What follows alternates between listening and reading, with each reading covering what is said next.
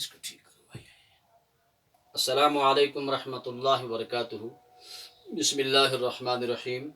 عزیز بچوں، 8ویں جماعت کی اردو، عنوان ہے جابر بن حیان، پارٹ نمبر 4۔ اس کو میں نے حصوں میں منقسم کیا ہے۔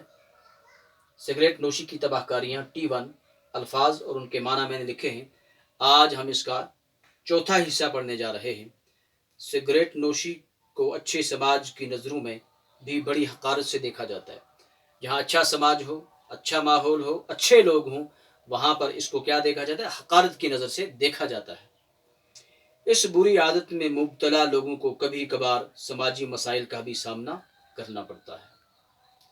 اس فضول کی لت میں مبتلا لوگ نشہ کے وقت اس کے دستیاب نہ ہونے پر دوسروں سے مانگنے کے لیے مجبور ہو جاتے ہیں۔ یہ نشہ بن جاتا ہے، سگریٹ نہ ہوئی دوسروں سے مانگتے ہیں، وہاں سے نہ ملی، گھر سے انڈا چوری ہوتا ہے، وہ بھی نہ ہوا، اس کے بعد انڈا چوری کرنے کے بعد مرغی، پھر انسان بڑی بڑی چوریاں کرنے لگتا ہے۔ اللہ بچائے، ایسی گندی اور مضر چیز ہے یہ۔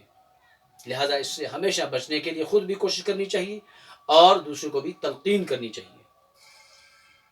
یا بعض اوقات وہ چوری جیسے جرم میں مبتلا ہو جاتے ہیں۔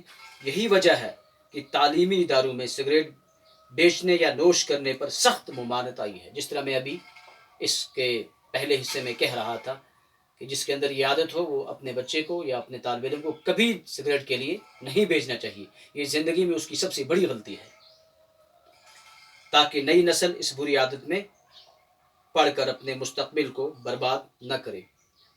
عزیز بچوں، کچھ الفاظ میں نے یہاں لکھے ہیں، ان کو آپ اپنی کاپی پہ نوٹ کریں۔ یہ اس کا چوتھا حصہ تھا، اب ایک حصہ اور باقی ہے، وہ انشاءاللہ کل پڑھتے ہیں۔ السلام علیکم ورحمۃ اللہ وبرکاتہ۔